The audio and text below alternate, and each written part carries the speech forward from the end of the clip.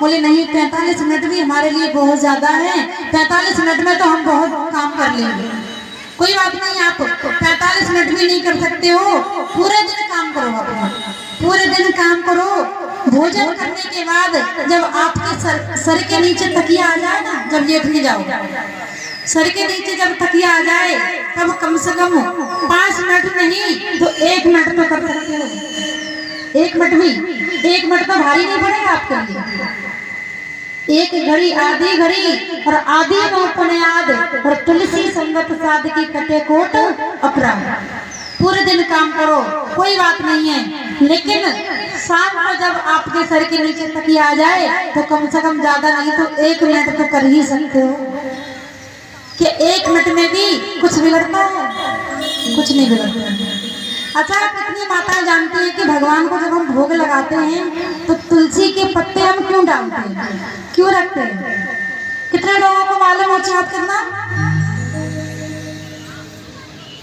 मालूम है? आपको क्या मालूम है? ये मालूम होगा कि भगवान बिना तुलसी की भोग नहीं लगाते, ये तो बात मालूम होगी। लेकिन बताते श्री सुखदेव जी महाराज कि हे राजा, जब हम भगवान को भोग लगाते, भोजन बनाते हैं भगवान के भोग के लिए, तो हमारे मन में अनेकों प्रकार की बातें आती हैं। कभी कभी गुस्सा भी आता है, कभी कभी गालियां देने का भी मन करता है। घर में अगर कोई कलेश हो तो कभी कभी भोजन बनाने में मन नहीं लगता है। तो अनेकों प्रकार की प्रक्रिया हमारे दिमाग में चलती रहती है भोजन बनाते समय। तो बताते हैं श्री सुखदेव जी महाराज कि जब हम भोजन बनाते हैं अनेकों प्रकार के दिमाग में बातें चलती हैं हमारे और आपके, तो तुलसी मैया को भोजन सौंपा जाता है। किसको? तुलसी मैया को।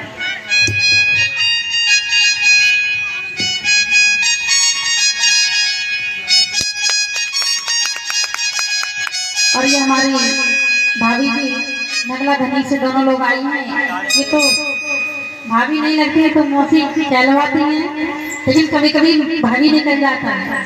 तो नगला धनी से हमारी दोनों भाभी आई हुई है, तो भगवान इनको हमेशा सुख शांत रखे और लक्ष्मण के भंडार को भरती रहे। ये किरण दीदी की बड़ी वाली भाभी और ये छोटी वाली।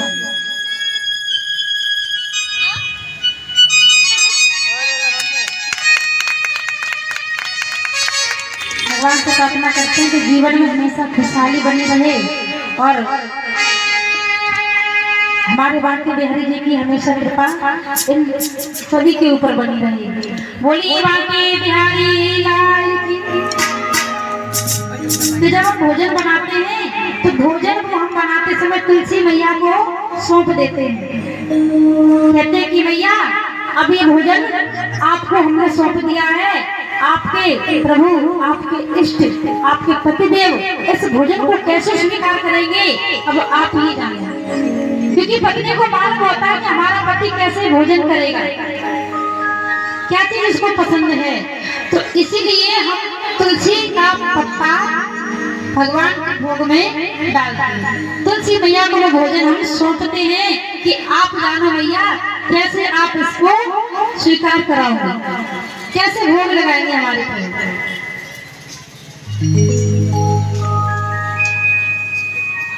तो बताते श्री सुखदेव जी महाराज कि हे राजन परीक्षित कि भोजन बनाते समय अगर भगवान के लिए भोग बना रहे हो तो गलत विचार मन में नहीं आने चाहिए।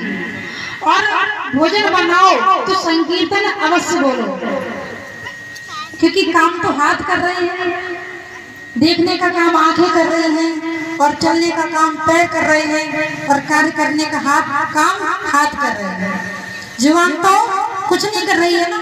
तो जुबान से हमें भगवान का गुणगान करते रहना चाहिए और भगवान के लिए हमें भोग बनाना चाहिए।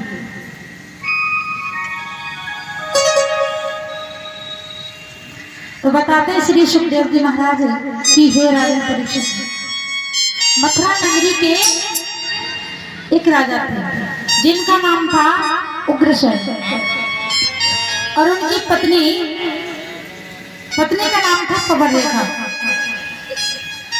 और पवन रेखा की कोई संतान नहीं थी।